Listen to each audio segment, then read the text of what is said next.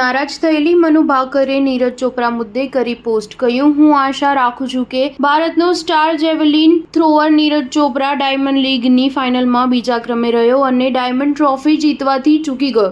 14 સપ્ટેમ્બરના રોજ યોજાયેલી ફાઇનલ મેચમાં નીરજે તેના ત્રીજા પ્રયાસમાં 87.86ના અંતરે જેવેલિન થ્રો કર્યો હતો, જે આ મેચમાં તેનું સર્વશ્રેષ્ઠ પ્રદર્શન રહ્યું હતું। આ મેચ બાદ નીરજે એક પોસ્ટમાં જણાવ્યું હતું કે જેમ જેમ 2024ની સિઝન પૂરી થઈ રહી છે તેમ હું આખા વર્ષ દરમિયાન જે કંઈ પણ શીખ્યો છું, સુધાર, અસફળતા, માનસિકતા એ બધું જ યાદ કરી રહ્યો છું। સોમવારે પ્રેક્ટિસ દરમિયાન મને ઈજા થઈ હતી અને એક્સ-રેમાં જાણવા મળ્યું હતું કે મારા ડાબા હાથના ચોથા મેટાકાર્પલ હાડકામાં ફ્રેક્ચર થયું છે। આ બીજી પીડાદાયક પડકાર હતી, પરંતુ મારી ટીમની મદદથી હું બ્રસેલ્સમાં હાજરી આપી શક્યો। તે વર્ષની છેલ્લી સ્પર્ધા હતી અને હું ટ્રેક પે મારી સિઝન પૂરી કરવા માંગતો હતો। જો કે હું મારી જ અપેક્ષાઓ પૂરી કરી શક્યો નથી।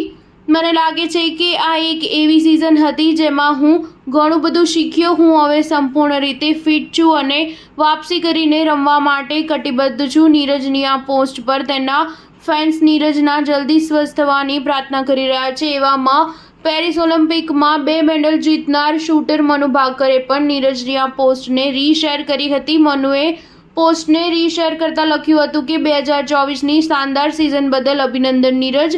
આવનાર વર્ષમાં તમારું સ્વાસ્થ્ય જલ્દી સારું થઈ જાય અને તમને વધુ સફળતાની આશા રાખું છું। થોડા સમય પહેલા મનુનું નામ Paris Olympic silver medallist Neeraj Chopra સાથે જોડવામાં આવી રહ્યું હતું। જો કે તેના પરિવારજનો દ્વારા આ વાતનું ખંડન કરવામાં આવ્યું હતું, તેમજ એક શો દરમિયાન નીરજ વિશે સવાલ પૂછવામાં આવતા મનુ ગુસ્સે થઈને ઇવેન્ટ છોડીને જતી રહી હતી। ઉલ્લેખનીય છે કે નીરજ ચોપરાએ પહેલા પ્રયાસમાં જ 86.82 મીટર જેવલિન થ્રો કર્યો હતો। તેનો બીજો પ્રયાસ 83.49 મીટરનો રહ્યો હતો। ત્યારબાદ તેનો ત્રીજો પ્રયાસ 87.86 મીટર જ રહ્યો। આ પછી ભારતીય ખેલાડી નીરજનો ચોથો પ્રયાસ 82.04 મીટરનો હતો અને પાંચમા પ્રયાસમાં નીરજે 83.30 મીટરનો થ્રો કર્યો હતો। નીરજે તેના છેલ્લા પ્રયાસમાં શ્રેષ્ઠ પ્રયાસ કર્યો હતો, પરંતુ તે માત્ર 86.46 મીટર જ ભાલો ફેંકી શક્યો। સ્ટાર ન્યૂઝ 7 હંમેશા સચ્ચાઈની સાથે।